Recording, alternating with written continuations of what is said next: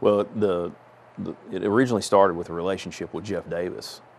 Jeff and I had been friends and done a lot of business together, and through that relationship, I knew of Harrison and knew the great core values that the community had, and Jeff made me aware of an opportunity with Shane Satterwhite, and I reached out to Shane, and it really unfolded just as God's plan. It was easy, and so then, being friends with Jeff and not wanting to be in competition with Jeff, I made Jeff an offer to join the team because I felt like it, just as a good steward, and him introducing me to the community, to the business, that I didn't want to come over here and hurt him in any way. So to me it was a natural thing to do, to just bring Jeff on as part of the team. And now his daughter-in-law Mallory is our controller and office manager, and his son is my finance manager, one of our finance managers. So really the whole team is part of their family. So well, yes, sir. Yeah, I mean, his family's a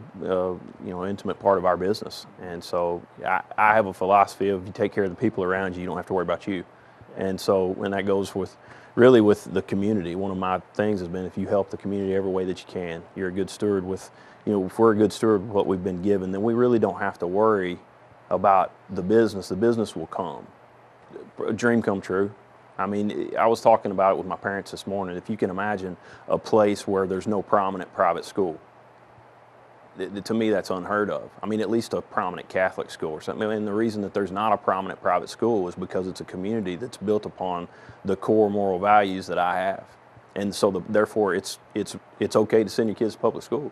It's all right to know that they're in good hands, that they're in the hands of the administration or the teachers, whoever have the same core values that I do.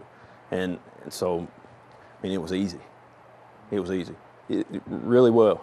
It can be kind of fraternal. The car business, that can be a good thing and a bad thing. And breaking into this fraternity over here, so these guys have been here forever. There's generations, and in some cases, I think, Magnus's boy will be in it. So it's fourth generation coming with them. But I mentioned Magnus. Matt Magnus probably was instrumental in helping me get in. I mean, I like messing with him about being the mayor, Matt. But, if it hadn't have been for him and his wife, Caroline, it might have been a little bit harder. But they've been such wonderful ambassadors to the community for us, and then just opened up their home to us, and we've become, great friends.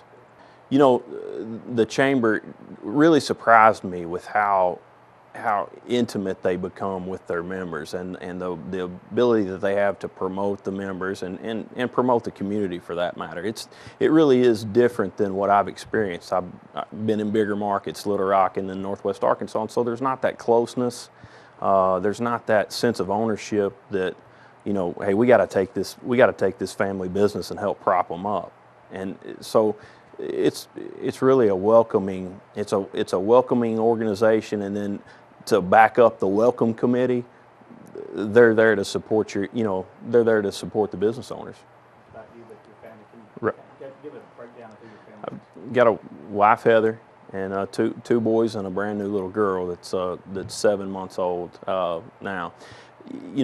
My boys are they're a little bit more mature than their age. They've grown up in the car business. I've got a 4-year-old Finley that's there with us all the time, and my son Jet, that's 11. He's on Saturdays. He's right in the middle of it, and so they've got.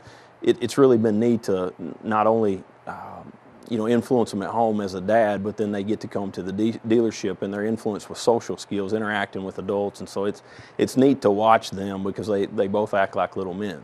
And then of course my wife Heather's never met a stranger, and so she's just the bubbly personality, and then I feel like everybody likes Heather, and then there's Clay, so it's got a great family. Good. Rethel and Charlotte King, it's just one of those godsends.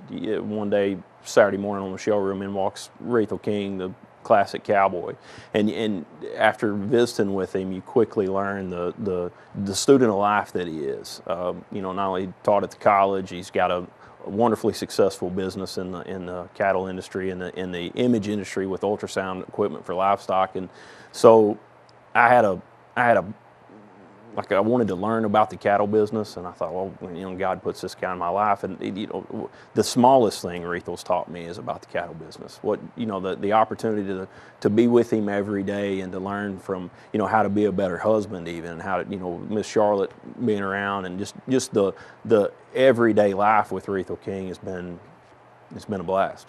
And count on them. Well, given the opportunity to sit here and think about it for a second, my wife Heather, it's truly one of those situations where I wouldn't be here without her. And to be able to go home to somebody that's got the agenda of whatever our agenda is, and taking care of our family, but being a supportive spouse. Obviously, the car business there's a lot of time constraint on it. I mean, I'm at work all the time, and so Heather's there. And she's at home, she's at the dealership, she's around, and to have that person that's right there by your side is it's a gift from God.